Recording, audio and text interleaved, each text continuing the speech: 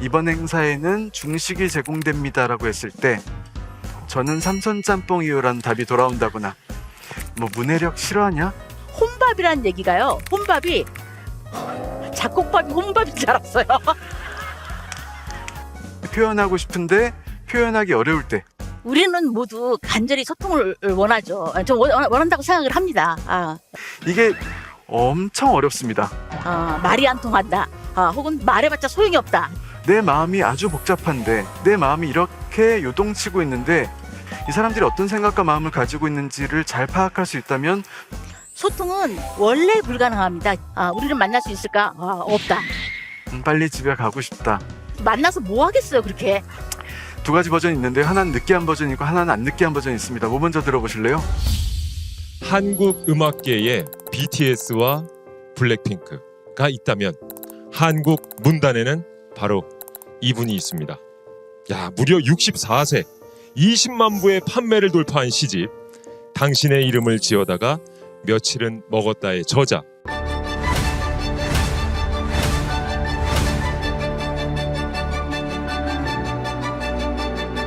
박준 시인을 박수로 맞이해 주시기 바랍니다.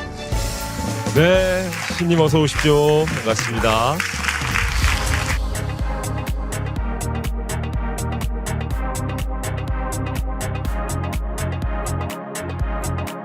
나의 사이는 너와 같았으면 한다. 네가 두고 간 말은 아직도 가지고 있어. 봄날에는 사람의 눈빛이 제철. 야, 어떻게 이런 멋진 시어를 지어낼 수 있는지 또 그분은 어떤 분일지 궁금했는데 오늘 강연을 통해서 여러분들도 함께 느껴보시면 좋을 것 같습니다. 감사합니다. 제가 시인이잖아요. 책으로, 시집으로 혹은 뭐 영상이나 SNS로 말고 눈앞에서 시인 처음 본다 있으세요? 나 지금 눈앞에서 시인이라고 하는 사람 처음 본다. 꽤 많으시네요. 네. 이렇게 생겼습니다. 제가 혹은 저희가 학교 다닐 때 교과서에 등장하던 시인들은 주로 이런 모습이었어요.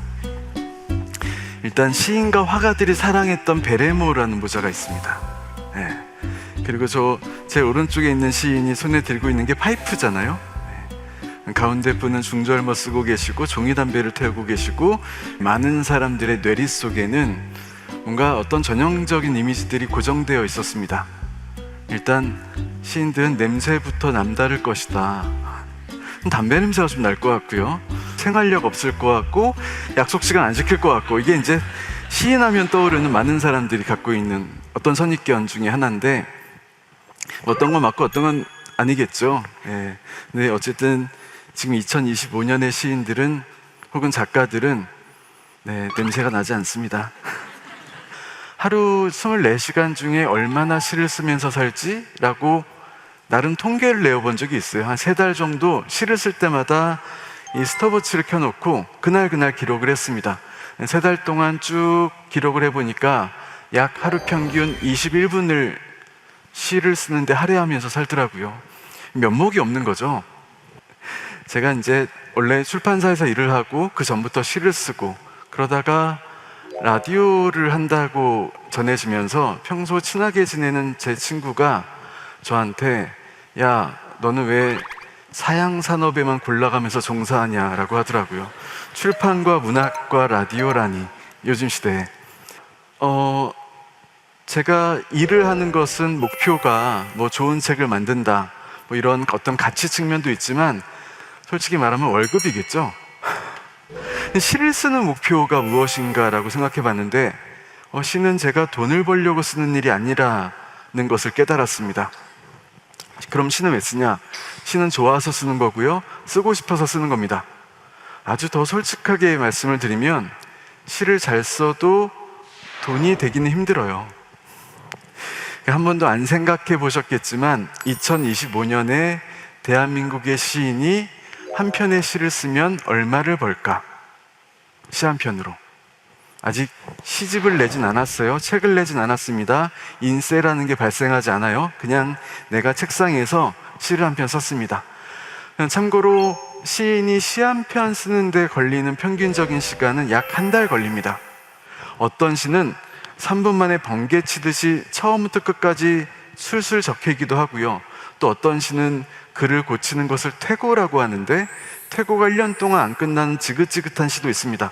근데 한 달 어떻게 냈느냐? 우리가 서점에 가서 시집을 쭉 넘겨보면 한 50편 정도의 시가 수록되어 있고요. 보통 시인들은 4년마다 한 권씩 신작 시집을 내는 게 일반적인 속도입니다. 4년에 50편 쓰는구나, 1년에 12편 정도 쓰는구나, 한 달에 한 편 쓰는구나, 이렇게 평균이 되죠. 한 달 동안 열심히 며칠 밤을 새워가면서 시를 썼을 때 얼마를 벌까? 생각나는 답 있으세요? 10만 원? 한 달 씁니다. 열심히 써요. 3만 원? 또 있으세요? 3만 원, 10만 원 나왔습니다. 10만 원까지 나왔어요. 여러분 다들 현명하시네요. 네, 정답이 둘 다 맞습니다. 제가 시를 쓰면 가장 자주 받는 돈은 5만 원이고요.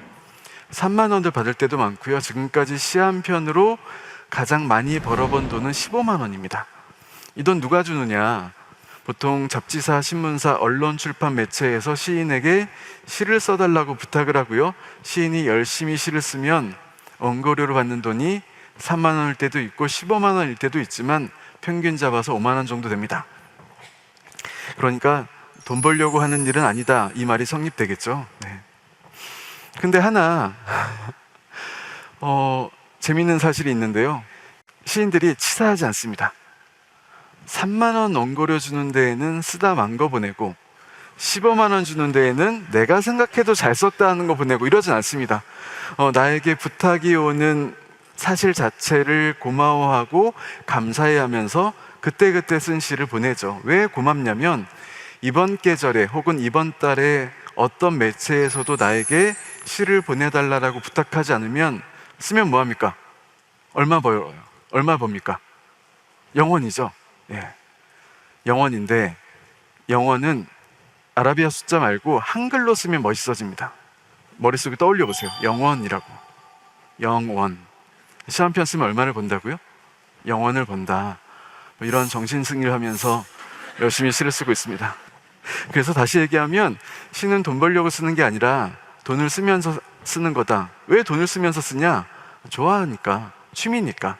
다시 얘기하면 시는 저의 가장 좋은 취미가 제가 아마 평생 죽을 때까지 가져갈 취미가 아닐까 생각해 봤습니다. 제가 좋아하는 김은소설가의 산문 중에 한 대목입니다. 나는 일할 때도 있었고 놀 때도 있었지만 놀 때 인간이 온전해지고 깊어지는 걸 느꼈다. 기자를 보면 기자 같고 형사를 보면 형사 같고 검사를 보면 검사같이 보이는 자들은 노동 때문에 망가진 거다. 뭘 해먹고 사는지 감이 안 와야 그 인간이 온전한 인간이다. 이거 공감하실까요? 이게 어쩔 수 없이 내가 하루 중에 하고 사는 대부분의 시간, 아마 직업이겠죠? 많은 이들이 직업일 겁니다. 노동을 하고 살지 않는 사람의 수가 그렇게 많지 않으니까, 혹은 가사노동일 수도 있겠죠.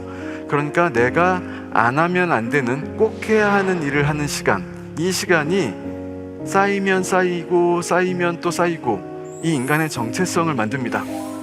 그래서 형사를 보면 형사 같고 검사를 보면 검사 같고 기자를 보면 기자 같은 것도 잘못된 것은 아니에요. 어찌 보면 이 사람이 나의 직업을 성실하게 정직하게 하고 있으니까 내 직업이 내 정체성이 묻어나는 것이지.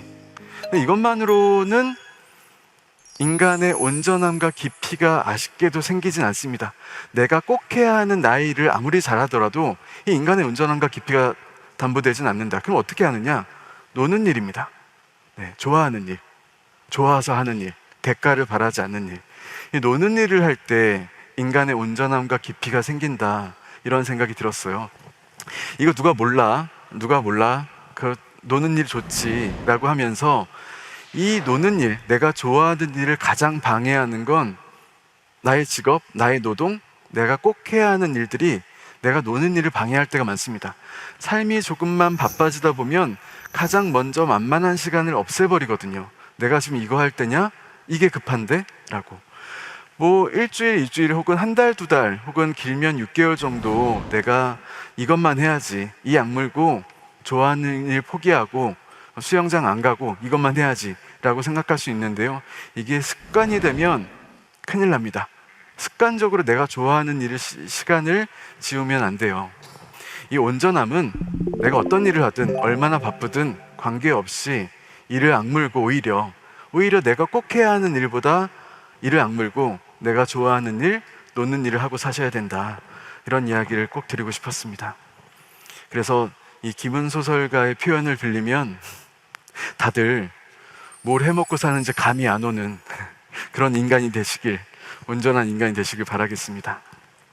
제가 하는 일이 시를 쓰는 일이잖아요. 뭐 좋아서 쓰는 일이긴 하지만 어쨌든 시인으로 살아가고 있는데 많은 분들이 이렇게 얘기합니다. 시 어려워.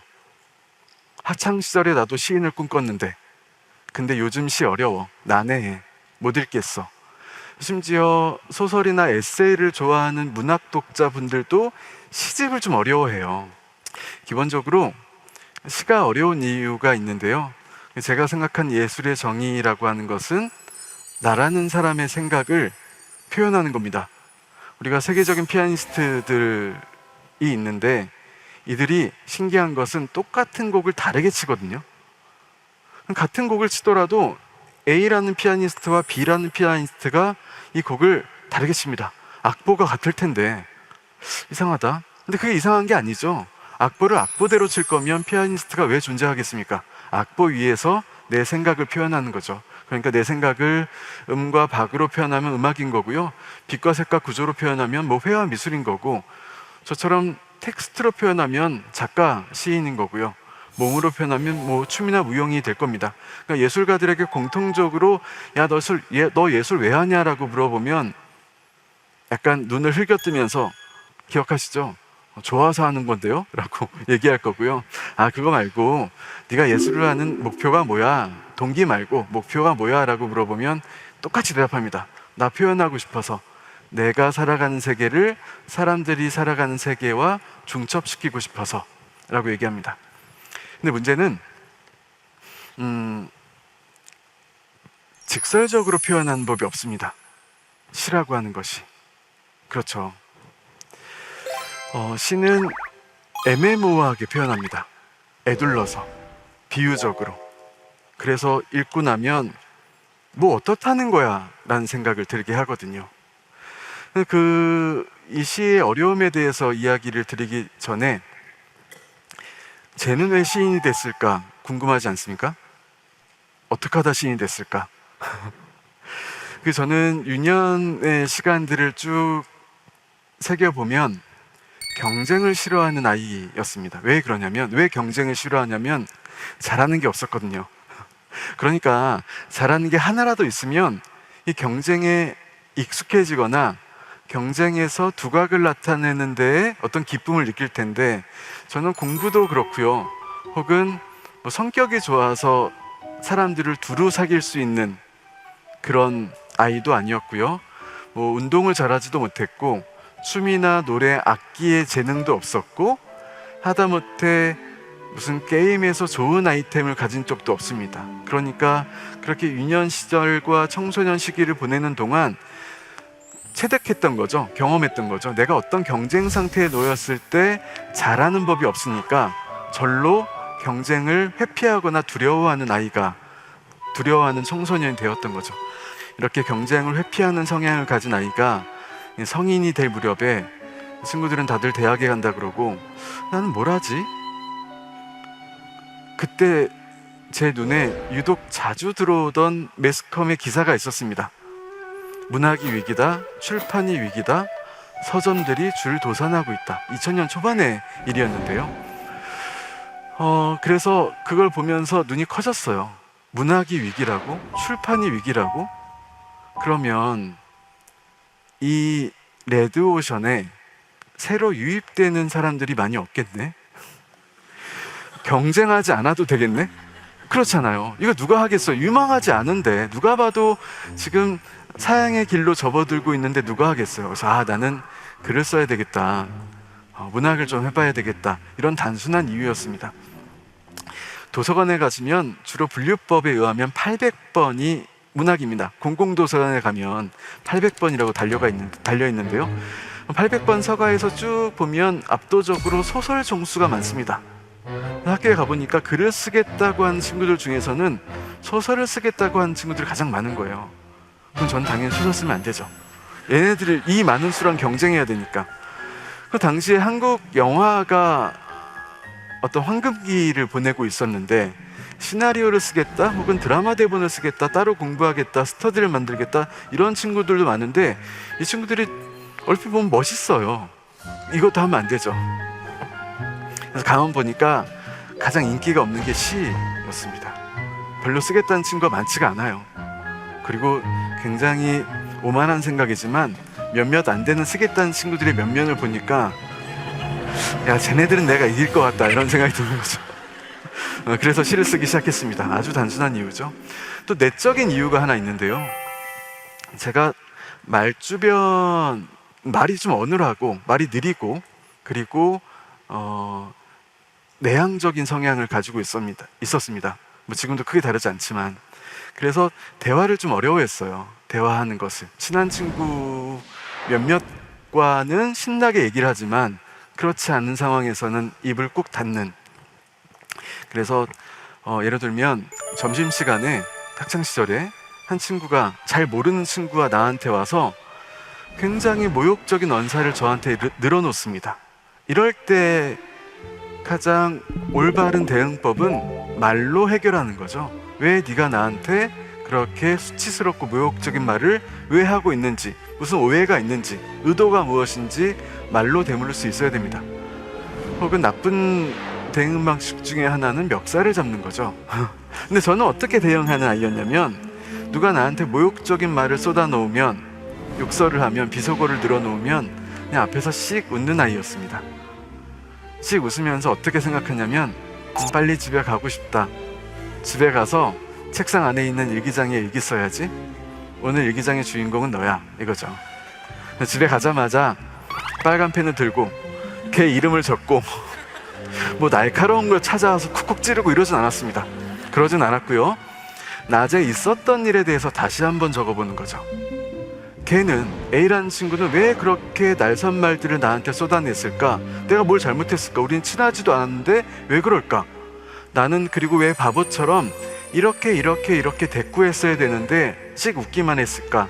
스스로 너무 원망스럽다, 후회스럽다, 이런 얘기를 적어놓는데 이때 느꼈어요. 가장 좋은 건 면전에서 그 상황을 타개하는 것이지만 그게 어렵잖아요, 성향상. 근데 마음만 끙끙거리는 게 아니라 집에 와서 일기장에서라도 그때 이렇게 했었어야 되는데 후회스럽다라고 쓰고 나면 조금 덜 후회스럽다.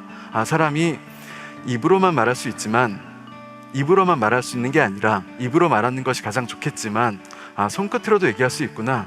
이 정도의 어떤 효능감을, 글쓰기의 효능감 같은 것을 깨달았다라는 생각이 들었습니다. 그리고 진짜 억울한 건 쓰다가 보면 내가 상대를 미워하기만 하는데 그치지 않습니다.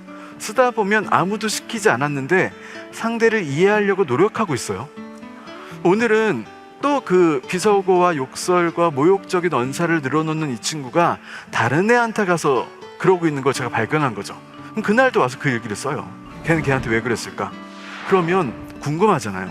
얘가 왜 이렇게 만나는 친구들마다 다 이렇게 말을 거칠게 할까? 저도 모르게 얘를 이해하고 있더라고요. 혹시 이 친구는 살면서 따뜻하고 다정하고 부드러운 말들을 못 듣고 살지 않았을까? 날카롭고 뜨겁고 아주 애일 듯한 그런 말들만 듣고 살지 않았을까? 궁금하다. 친해져 볼까? 라고 해서 그 이유가 알고 싶은 거죠. 왜 이렇게 말을 하는지. 친해졌습니다. 근데 뭐 크게 다르지 않은 이유였는데 그래서 쓰다 보면 타인의 마음을 눈앞에선 잘 읽어내지 못하지만 계속 복기하고 생각하고 이런 것이 아니었을까 추측하다 보면 이 사람의 마음을 내가 조금은 더 넓게 혹은 더 깊게 아주 조금이라도 이해할 수 있지 않을까? 아, 이게 글쓰기가 가진 어떤 장점이구나, 이 정도를 떠올리고 시를 쓰겠다라는 사람이 되었습니다.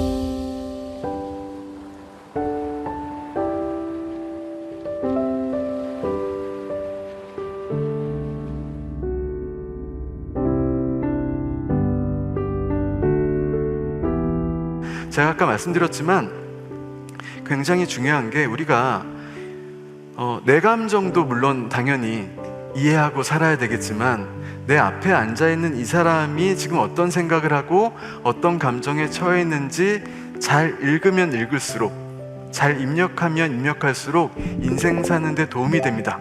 그럴 거잖아요. 내가 뭐 물건을 파는 마케터든 디자인을 하는 디자이너든 혹은 이 제품에 이름을 붙이는 카피라이터든 이 사람들이 어떤 생각과 마음을 가지고 있는지를 잘 파악할 수 있다면 더 좋은 결과물을 내겠죠. 그것뿐만 아니라 일상에서도 타인의 마음을, 이 사람이 갖고 있는 슬픔을 잘 읽어낼 수 있다면, 잘 입력할 수 있다면 이건 장점이 됩니다. 공감 능력, 감수성이라고 얘기하기도 하죠. 또 인간이 뭘 잘해야 되냐면 내가 갖고 있는 마음을 타인에게 잘 출력할 수 있어야 됩니다.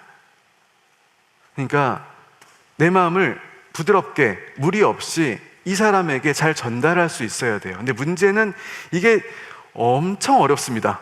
내 감정이 뜨겁고 진실되고 강렬하면 강렬할수록 내 감정을 누군가에게 전하는 일은 굉장히 요원해집니다. 언제일까요? 일상생활을 하면서, 우리가 한 생을 살면서 내 감정이 유난히 뜨겁고 강렬하고 진실될 때, 이 사람한테 표현하고 싶은데 표현하기 어려울 때, 언제일까요? 맞아요. 사랑할 때, 짝사랑할 때. 짝사랑할 때입니다. 내 감정의 온도는 뜨겁죠.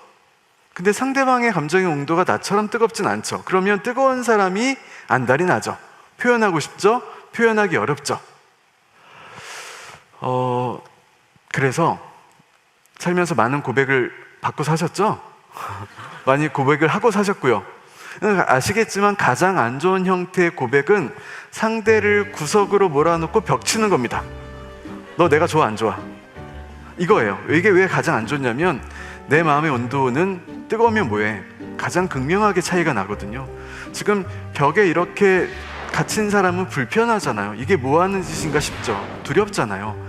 가장 좋은 형태의 고백은 내가 구석에 멀리 있어야 되고요, 상대가 열린 문 앞에 있어야 되고요, 열린 문 앞에 있는 상대에게 내가 싫으면 가도 돼, 가도 좋아, 좋아, 진짜 좋아, 괜찮아, 갔냐? 안 좋아 라고 할 수 있어야 됩니다. 근데 이제 이런 감정들은, 뜨겁고 진실되고 강렬한 감정들은 말로 전하기 또 어렵습니다. 그래서 우리가 많이 쓰는 방법이 메시지, 텍스트에 의존을 하죠. 근데 텍스트로 전한다 하더라도 좀 어려워요. 어떻게 전해야 될까? 내가 널 사랑해. 어떻게 전해야 될까요? 어떻게 고백할까요? 인간의 지식과 정보는 빠르고 정확하게 전달되어야 합니다. 그렇죠? 우리가 지식과 정보를 습득할 때 이 전하는 사람의 사견이 지나치게 비대해지면 정작 들어와야 할 것이 들어오지 않죠. 그래서 지식과 정보의 전달 방식은 빠르고 정확하는 게 미덕이고요, 그것이 가장 기본입니다. 예를 들면 제가 편의점에 가서 편의점 아르바이트 하시는 분에게 세상에 모기는 왜 있는 걸까요? 왜 가을까지 모기가 있을까요? 라고 얘기하지 않습니다. 제 정서를 전달하지 않죠. 지식과 정보는 빠르고 정확하게, 제가 2번 찾아봤는데 혹시 모기약이 있나요? 못 찾겠는데요? 라고 제 정보를 전달하면 이분은 저 오른쪽 선반 2번째쯤에 있을 거예요 라고 또다시 정보를 전달할 거고요. 그러면 카드 드릴게요, 얼마입니다, 고맙습니다 라고 하고 제가 나오겠죠. 고맙습니다는 감정 아니냐? 라고 할 테지만 아니죠. 우리가 계산하고 나올 때 고맙습니다는 나 간다라는 정보를 전달해 주는 거죠. 이렇게 인간의 지식과 정보는 빠르고 정확하게 전달이 되어야 되는데, 문제는 이 빠름 때문일까요? 편함 때문일까요? 자꾸 이 인간의 감정도 빠르고 정확하게 전달하려고 해요, 사람들이. 다시 말해서 인간의 감정은 빠르고 정확하게 전달하면 전달이 안 됩니다. 그럼 어떻게 전달해야 되냐? 느리고 부정확하게 전달해야 전달이 잘 돼요. 그게 무슨 얘기야? 다시 돌아와서 제가 같은 반 친구한테 고백을 하고 싶어요. 말로 하기가 좀 쑥스러우니까 흰 종이에다가 사랑해 라고 적어서 이 친구가 화장실 간 시간에 책상 위에 올려놓고 저는 자는 척을 하고 있습니다. 화장실 갔다 오겠죠? 가기 전에 없었던 흰 종이가 놓여 있는데 거기 사랑해라고 적혀 있습니다. 이 친구는 어떻게 반응할까요? 이 종이 어떻게 할까요? 그쵸, 구겨버리겠죠. 찢어버리겠죠. 누가 장난치는 것 같잖아요. 그러고 나서 자기 친한 애한테 가서 야, 네가 적었지? 라고 하겠죠.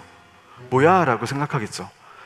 근데 고백한 저는 지금 제 사랑과 제 고백이, 제 마음이 구겨지거나 찢어진 상태로 쓰레기통 안에 들어가 있잖아요. 내 마음도 그렇죠. 안 되겠어. 내가 얼마나 너를 진실되게 사랑하는지 보여주겠어. 그날 밤 집으로 돌아가서 책상에 앉아서 내가 쓸 수 있는 가장 작은 글자 크기로 흰 종이에다가 사랑해 사랑해 사랑해 사랑해 사랑해 사랑해, 흰 종이가 검정 종이가 될 때까지 빼곡하게 적는다고 가정해보죠. 뿌듯하겠죠? 내 정성이 묻어나 있죠. 그래서 걔가 다음날에 화장실 간 사이 틈을 봐서 걔 책상 위에 또 올려놓고 나는 또 자는 척을 하면서 동태를 살피고 있습니다.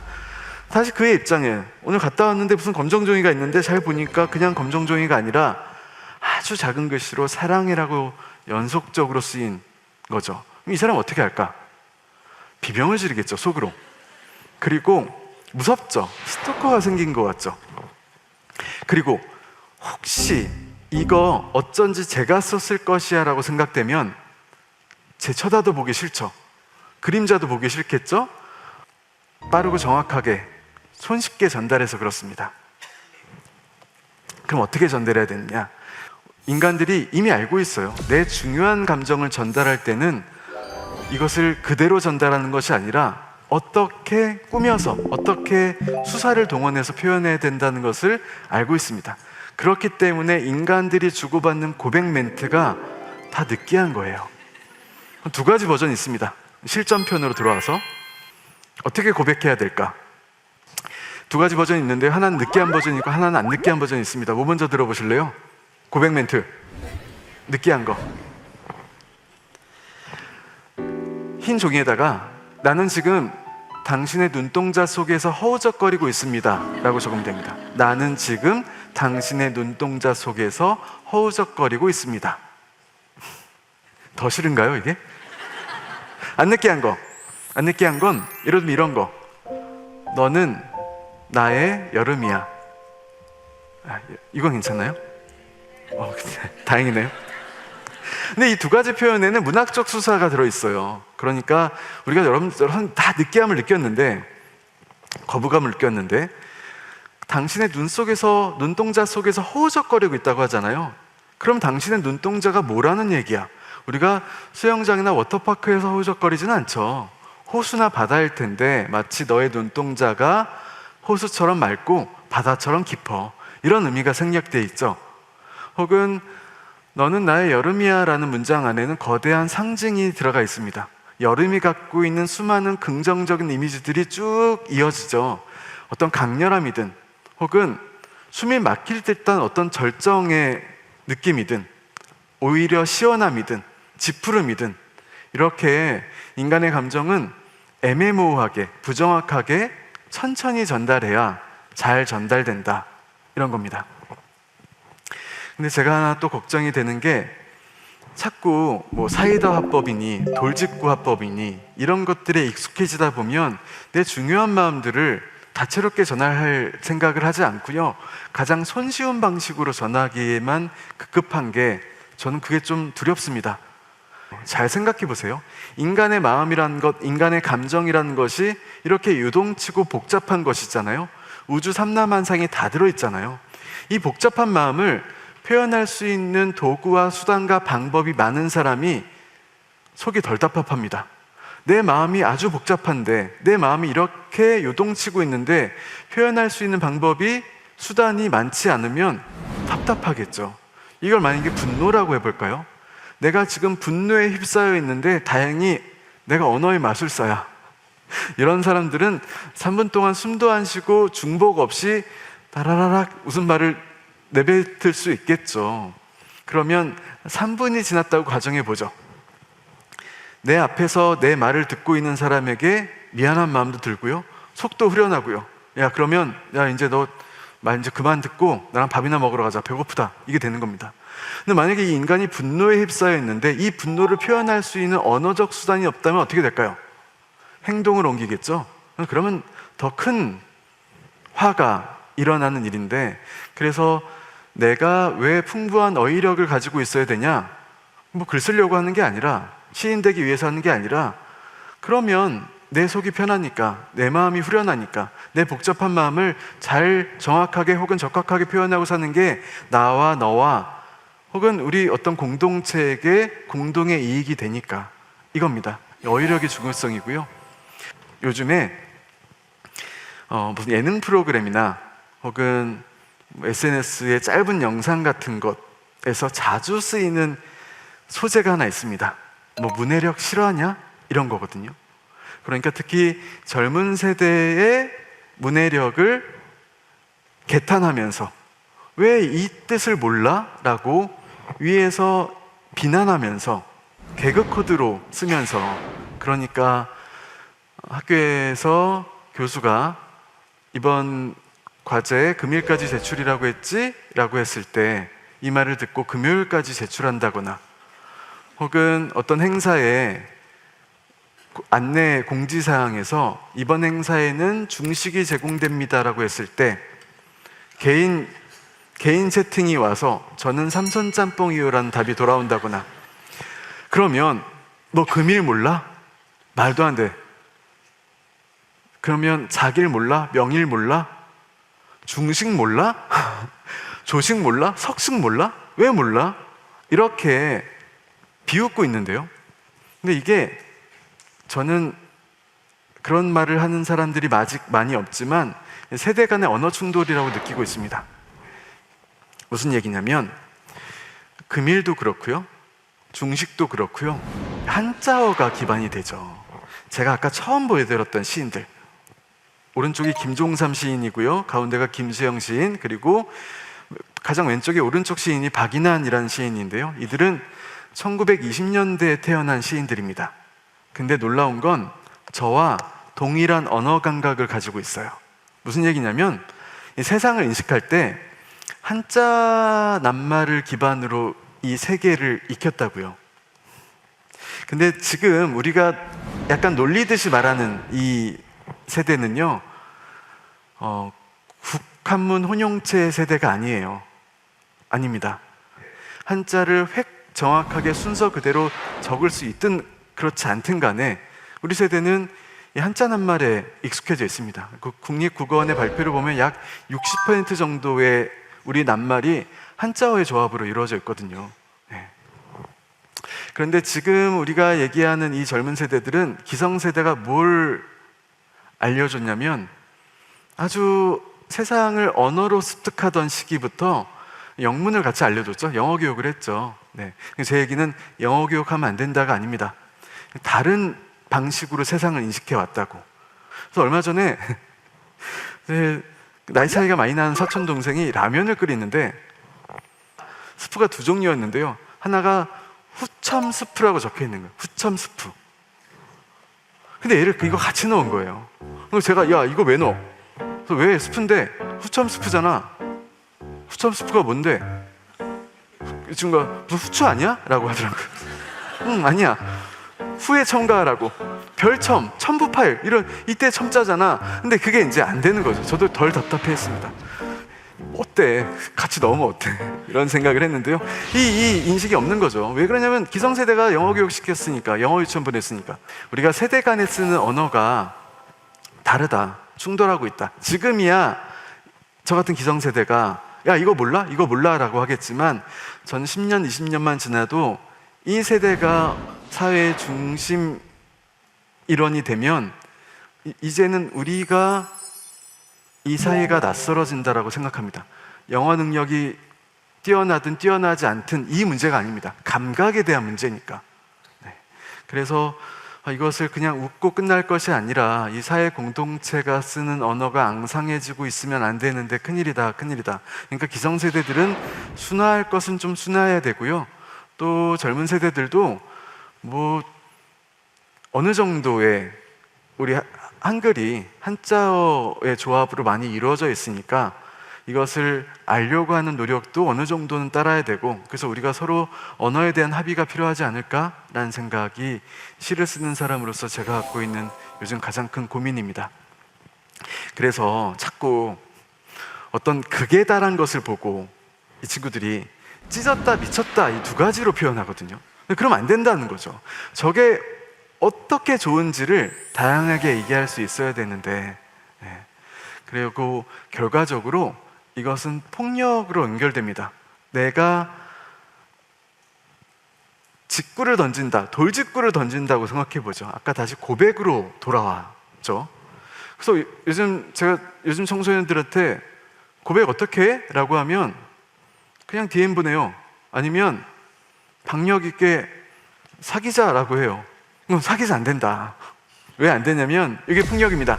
나는 그냥 직구를 던진 거죠. 상대가 받으면 캐치볼을 할 수 있지만, 사랑을 할 수 있지만, 나는 직구를 던졌는데, 아주 정확히 던졌는데 상대가 그 공을 받지 못하면 맞죠. 우리가 쓰는 언어에는 묘한, 나도 알지 못하는 폭력들이 숨어 있는데, 그럼 상대 입장에선 고백 공격을 당한 거죠. 그럼 멍이 들겠죠. 상대가 불편해지겠죠. 이런 의미의 폭력. 그리고 이 힘을 내가 받을 수도 있습니다. 사귀자라고 했을 때 높은 확률로 돌아오는 답은, 거절의 답은 꺼져예요. 상대가 나보다 더 높은 수준의 능력을 가지고 있다는 거죠. 나는 세게 던졌는데 상대가 그걸 받자마자 더 세게 던졌는데 이번엔 그걸 내가 맞는 겁니다. 이번엔 내가 멍들죠. 내가 힘을 줘서 던졌으니까 그 2배의 힘으로 나한테 날아오는 것이죠. 그럼 어떻게 해야 되냐? 아까 말씀드렸죠. 인간의 감정은 애매모호하고 어중간하고 잘 모르게 전달해야 된다. 이런 겁니다. 우리 학교 끝나고 1시간 동안 교문 앞에서 차 몇 대 지나가는지 세볼래? 네가 이쪽 세, 내가 이쪽 셀게 라고 하는 거죠. 만약에 상대가 나에 대해서 평소 호감이 있었다면 어떻게 할까요? 하겠다라고 하겠지. 혹은 호감이 있어도 좀 애매하다 싶으면, 야, 차라리 그러지 말고 그 시간에 맛있는 거나 먹자. 내가 맛있는 거 사줄게. 이미 마음의 문이 열렸잖아요. 상대가 나한테 이만큼도 관심이 없거나 싫으면, 물론 어떤 친구들은 거절하고 할 수 있겠으나 높은 확률로 이 일을 거절합니다. 나 살면서 그렇게 쓸데없는 일을 해볼 생각은 없는데? 그러면 이렇게 완곡한 화법 사이에서 서로 중요한 마음들이 오고 가는 거죠. 그러니까 누군가에게 우리가 등산 갈래요? 라고 했을 때 저 무릎이 아파요 라고 하면 진짜 무릎이 아프다는 게 아닐 수도 있겠죠. 가기 싫다는 거잖아요. 이런 완곡한 화법들이 살아나야 된다. 특히 가까운 관계일수록, 친밀한 관계일수록, 우리가 지식과 정보가 아닌 감정과 정서를 주고받는 관계일수록 부드러운 말하기, 다시 얘기하면 의미가 없는 의미를 가진 하나만한 이야기, 이런 것들을 더 두텁게 주고받을 때 이 관계가 건강해지고 돈독해진다, 이런 말을 드리고 싶었습니다.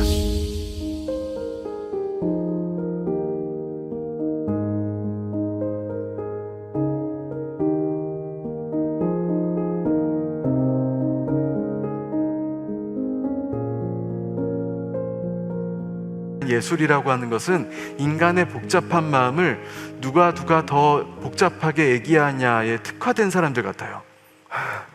이 포럼에 물리학자 김상욱 선생이 오시는데, 제가 김상욱 선생의 물리학 입문서들, 특히 양자에 대한 책들을 굉장히 찾아서 끙끙거리면서 읽었는데요, 하나도 모르겠어요.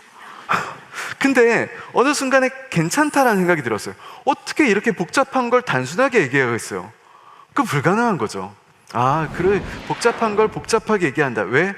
훼손시키지 않게 하기 위해서, 이 원형을 보존하기 위해서 복잡함을 복잡하게 얘기한다. 그래서 우리가 문학예술 작품을 대할 때 난해함을 느낄 때가 많다라고 말씀드렸는데, 이거는 예술가들의 어떤 미학적 허영이 아니라 인간의 이 마음이라고 하는 원재료를 최대한 보존하기 위한 노력이다. 나만의 시각을 갖고 이걸 더 이상 우리가 해석하고 분석할 거 없이 그냥 마음과 마음이 만나는 일이라 생각하고, 좋으면 좋다, 이해가 안 가면 이해가 안 간다, 이렇게 좀 큰 틀에서 받아들이면 도움이 될 것 같습니다. 끝으로 문학예술은 인간을 기쁘게 하거나 즐겁게 하거나 유쾌하게 하는 데 특화된 장르가 아닙니다. 인간을 불편하게 하죠. 왜 이렇게까지 하지? 이해가 안 가죠. 이해가 안 간다는 게 지식의 문제가 아니라고 말씀드렸어요. 정서와 마음과 결의 문제인데 어떤 장편 소설을 읽다 보면 진짜 덮고 싶어요. 괴로워요.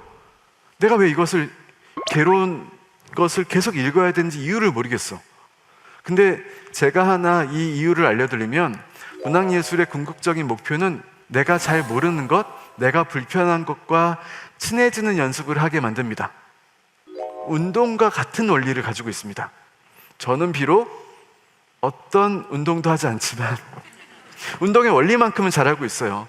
내가 열흘 전에 4km를 뛸 수 있으면 매일매일 뛰어왔다면 오늘도 4km를 뛸 수 있죠. 그리고 어떤 부상을 당하지만 않는다면 열흘 후에도 한 달 후에도 나는 4km를 뛸 수 있습니다. 혹은 이 4km를 더 빨리 뛰거나 매일매일 뛴다면 혹은 더 멀리 뛰는 사람이 되겠죠. 그러니까 우리가 뛸 때 마냥 즐겁고 마냥 쾌감만 드는 것은 아니죠. 이게 호흡이 가팔라지고 이 사점이라고 하나요? 러너사이라고 하나요? 뭐 이런 것도 느끼면서 다 뛰고 나면 하나도 힘이 남아있지 않은 상태까지 뛰죠. 근데 그렇게 되면 놀랍게도 다음 날 혹은 다다음 날에는 더 빠르게 멀리 뛸 수 있는 힘이 새로 생깁니다.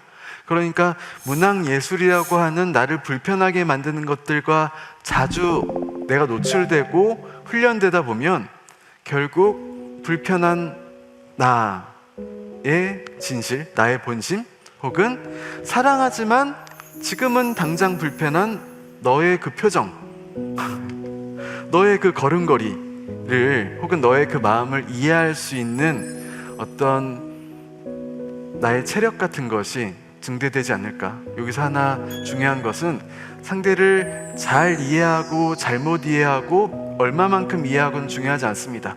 가장 중요한 건 상대에 대한 이해를 꺾지 않으려고 하는, 그러니까 상대를 이해하는 이 태도를 견지하는 나의 지금, 나의 모습이 가장 중요하다. 문학과 예술은 그렇게 타인과 나와 또 이 불편하기만 했던 세상을 잘 대할 수 있는 그런 방법이 서로 통해 있다. 그런 의의가 있지 않을까라는 생각을 해봤습니다.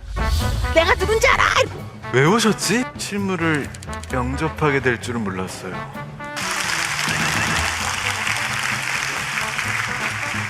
나한테 와가지고 너 나랑 얘기 좀 해. 이렇게 얘기하면 저 그거 너무 무서워요.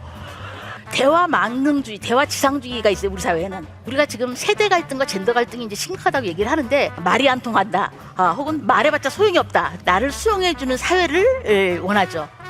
말이 폭력이 될 때가 굉장히 많잖아요. 소통은 원래 불가능합니다. 그러니까 너무 걱정하지 않으셔도 된다는 얘기죠.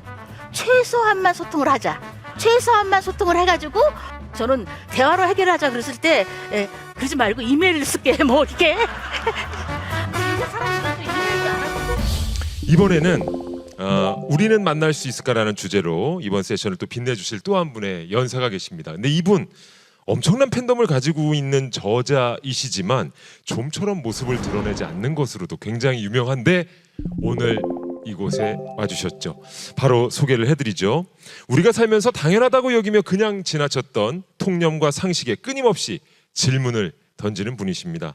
책 전문가들이 뽑은 21세기 최고의 책으로 꼽힌 화제의 책 페미니즘의 도전, 이 책의 저자이자 한국을 대표하는 여성학자로 잘 알려져 있습니다만 최근에는 평화학 연구자로 반전 활동에도 앞장서고 계신 분입니다. 정희진 선생님을 큰 박수로 맞이해 주시죠.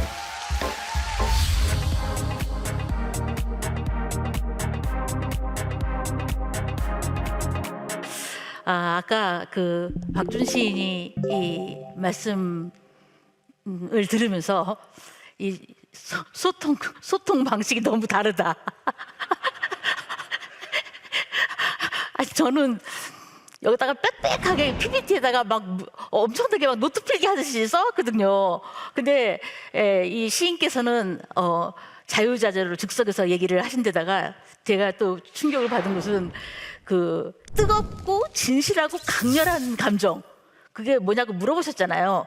뜨겁고 진실하고 강렬한 감정. 근데 저는 분노요 이렇게 대답을 하려고 했거든요. 그게 짝사랑이라니 저 생각도 못했어요. 생각도 못했어.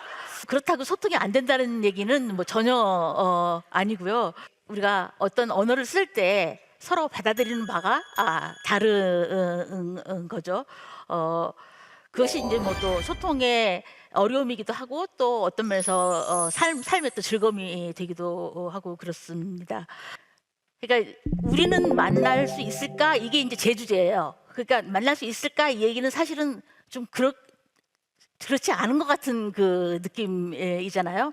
만날 수 없다라는 것이 이제 저의 기본적인 생각이고, 그렇지만 포기하지 않는다.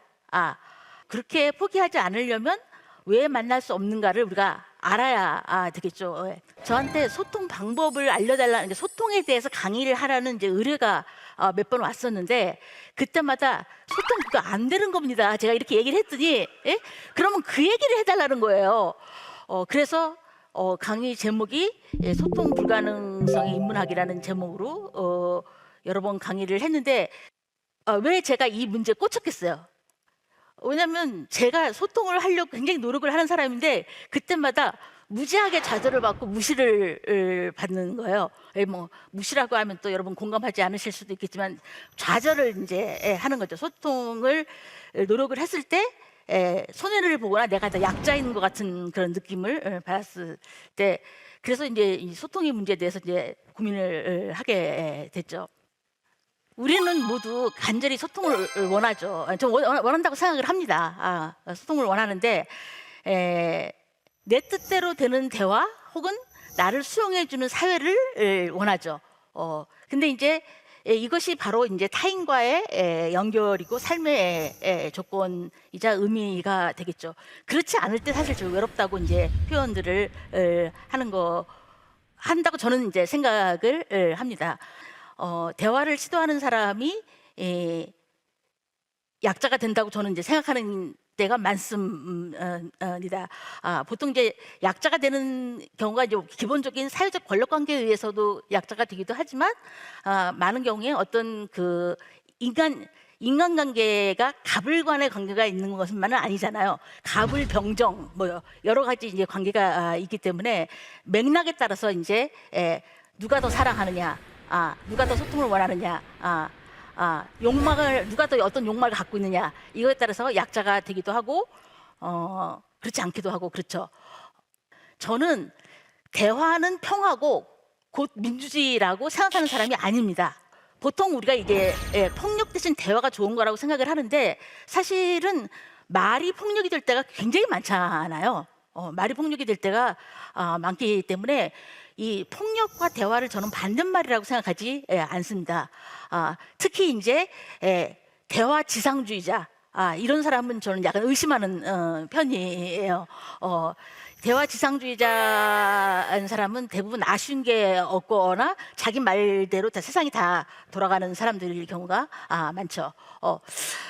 스트레스의 대부분 우리가 받는 스트레스는 뭐냐면, 이 상대방하고 직장 상사든 뭐 배우자든 파트너든 자녀관계든 말이 안 통한다, 혹은 말해봤자 소용이 없다. 저 인간은 말해봤자 소용이 없다. 여기서 말이 안 통하고 말해봤자 소용이 없는데 그때 내가 손해를 봐. 그럴 때 이제 우리가 굉장히 답답한가 봐. 근데 그렇지만 이제 반대로 말이 통하는 순간에는 인간이 말이 어떤 사람하고 통하는 순간에 사랑을 느끼고 굉장한 이제 깨우침의 쾌락을 이제 얻게 되죠. 저는 사랑이 말이 통하는 순간이라고 생각합니다. 근데 그런 순간이 인생에서 그렇게 많지 않죠. 또 더구나 또 한 사람하고 제도권에서 같이 이렇게 한다는 거는 그것이야말로 어떻게 보면 이게 폭력이라고 할 수 있겠죠. 소통은 원래 불가능합니다. 제 이유를 또 이제 말씀을 드릴게요. 소통은 본래 불가능한 인간 사이다. 그래서 이 강좌는 소통의 중요성을 말하는 강좌가 아닙니다. 소통을 중요성을 말하는 강좌가 아니라, 제가 할 얘기는 왜 불가능한가를 살펴봄으로써 최소한만 소통을 하자. 최소한만 소통을 해가지고 마음의 평화를 상호 얻자. 근데 사실 최소한만 소통을 한다는 건 쉽지가 않거든요. 그러려면 일단 상대를 존중하고 현실을 수용해야 돼요. 그게 사실 상대를 사랑하는 게, 상대를 존중하는 게 사랑하는 것보다 훨씬 어렵거든요. 실제로 두 분은 만나신 적이 있으신가요? 어떠신가요? 절대로 없죠. 네. 절대로 없어요. 아니, 있을 리가 없죠. 근데 참 솔직하게 말씀드려도 아, 예. 이미. 책에선 빈틈이 없거든요. 아, 왜 저한테 왜 그러시는 거예요? 예. 알아보고 대화해야 된다, 그런 말씀하셨는데 어떻게 알아봐요? 솔직히 말씀드리면 이렇게 말하면 그것도 클리셰 아니 진부한 말이지만 저는 그냥 무시하는데요. 우리 사회 하나 될 수 있게 좀 도와주세요, 선생님. 네. 아, 네.